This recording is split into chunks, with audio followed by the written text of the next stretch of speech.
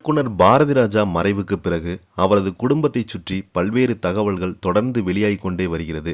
குறிப்பாக மனோஜுடைய திடீர் இறப்புக்கு காரணம் இதுதானா, பாரதிராஜாவுக்கு யமனாக மாறிய பிரச்சனை, இயக்குனர் பார்த்தீங்கன்னா விளக்கம் கொடுத்துருக்குறாங்க. வாங்க என்ன தகவல்னு இந்த வீடியோவில் பார்க்கலாம். முதன்முறையாக நம்ம சேனலை பார்க்குறீங்கன்னா சப்ஸ்கிரைப் பண்ணாதவங்களாம் சப்ஸ்கிரைப் பண்ணிக்கோங்க. பெல் பட்டன் சிம்பிள் அமைக்கி நம்ம சேனலோட நோட்டிஃபிகேஷனை எனபிள் பண்ணிக்கோங்க. நாங்கள் போடுற வீடியோ எல்லாமே உங்களுக்கு உடனுக்குடனே வந்து சேரும். வாங்க என்ன தகவல்னு பார்க்கலாம். இயக்குனர் பாரதிராஜா மறைவுக்கு பிறகு அவரது குடும்பத்தை சுற்றி பல்வேறு தகவல்கள் தொடர்ந்து வெளியாகி வருகிறது. குறிப்பாக மகன் மனோஜுடைய இறப்புக்கு பின்னால் தான் இந்த மன அழுத்தம், அதன் பிறகு பாரதிராஜா எதிர்கொண்ட கடன் சுமை, சொத்து டாக்குமெண்ட் தொடர்பான சிக்கல்கள் போன்ற விஷயங்கள் தற்போது அதிகமாக பேசப்பட்டு வருகிறது. இந்த நிலையில தான் பாரதிராஜா குடும்பத்துடன் நெருக்கமாக இருந்த இயக்குனர் மனோஜ்குமார் பேசிய தகவல் இணையத்தில் கவனம் பெற்று வருகிறது. மனோஜ்குமார் கூறியபடி பாரதிராஜாவினுடைய மகன் மனோஜ் வாழ்க்கையில் பெரிய மன அழுத்தத்தை ஏற்படுத்திய விஷயம் என்றால் சினிமா பயணம்தான். மகன் பெரிய நடிகராக வர வேண்டும் என்ற ஆசையில் பாரதிராஜா பல முயற்சிகளை செய்தார்.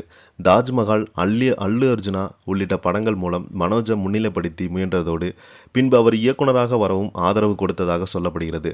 ஆனால் இந்த முயற்சிகள் எதிர்பாராத வெற்றியை தரலை. அதிலும் குறிப்பாக அப்பா இவ்வளவு செலவு செய்தும் என்னை முன்னிலைப்படுத்த முயன்ற போது நான் பெரிய அளவில் ஜெயிக்க முடியலை. வருத்தம் மனோஜுக்கு இருந்ததாக மனோஜ்குமார் அவர்கள் தெரிவித்தாங்க. ஹீரோவாக, இயக்குனராக நிலைநிறுத்த முடியாத மனக்கசப்பு அவரை பாதித்ததாகவும் சொல்லியிருந்தார். மனோஜை இயக்குனராக கொண்டு வர முயன்றிருந்த பாரதிராஜா 1 கோடிக்கு மேல் முதலீடு செய்ததாகவும் அந்த முயற்சி வெற்றிகரமாக மாறாததால் மனோஜுக்கு கூடுதல் மன உளைச்சலை கொடுத்ததாகவும் தெரிவித்திருக்கிறாங்க. மனோஜுக்கு எடுத்த இந்த சினிமா முயற்சிகள் பாரதிராஜாவுக்கு பெரிய பொருளாதார சுமையை மாறியதாகவும் மனோஜ்குமார் கூறினார். படங்களில் ஏற்பட்ட நஷ்டத்தை சமாளிக்க பாரதிராஜா வங்கிகளில் கடன் வாங்கியதோடு வெளியிலும் கடன் பெற்றதாக சொல்லியிருக்கிறாரு. ஐடிபிஐ வங்கி மற்றும் எல்ஐசி வழியாக எடுத்த கடன்களை அடைக்க முயன்ற சூழல், அந்த கடன்களை சமாளிக்க தேனியில் பள்ளிக்கூட கட்ட நினைத்து வைத்திருந்த ஒரு பெரிய இடத்தை விற்று ஒரு பகுதி கடனை அடைத்ததாகவும், மீதி கடனை அடைக்க நீலாங்கரை வீட்டுக்கு பின்னால் இருந்த 9 கிரவுண்டு நிலத்தை விற்க ஏற்பாடு செய்ததாகவும் தெரிவித்துள்ளார்.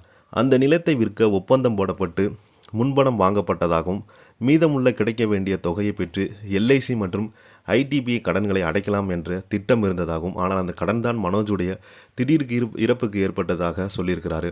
மனோஜ் மறைந்த பிறகு அந்த நிலம் தொடர்பான முக்கிய டாக்குமெண்ட்டுகள் அனைத்துமே அது வசம் இருந்த பின்பு அவை மனைவி நந்தனாவின் பொறுப்பில் சென்றதாகவும், அந்த டாக்குமெண்ட்டை பெறுவதற்கு பாரதிராஜா 2 முறை முயற்சி செய்ததாகவும், ஆனால் அது திரும்ப கிடைக்காததால் நிலம் விற்பனை முடியாமல் போய்விட்டதாகவும் தெரிவித்துள்ளார். இதன் காரணமாகவே பாரதிராஜா உயிரோடு இருக்கும்போது அடைக்க நினைத்த கடன்கள் அப்படியே நீண்டதாகவும், அதுவே அவருக்கு பெரிய மன வருத்தமாக மாறியதாகவும் மனோஜ்குமார் கூறியிருக்கிறார்.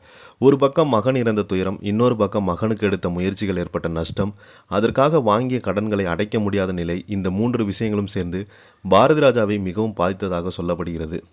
பாரதிராஜா தனது பிள்ளைகளுக்கு சொத்துக்களை முன்கூட்டியே பிரித்து எழுதி வைத்திருக்கலாம், மனோஜ்குமார் தெரிவித்தார். மனோஜில் பெயரில் டி நகர் வீடு, ஜெமினி பகுதி சொத்து உள்ளிட்டது இருக்கலாம். ஜனனிக்கு தனியாக வீடுகள் மற்றும் சொத்துக்கள் ஒதுக்கப்பட்டிருக்கலாம் என்று கூறினார். அதன் வெளியே பேசப்பட்ட போது 1000 கோடி சொத்துக்கு சண்டை என்ற அளவுக்கு விஷயம் இல்லை, ஆனால் கடன் சுமை உண்மைதான் என்பது அதை பேச்சின் சாரமாக பேசியுள்ளார்.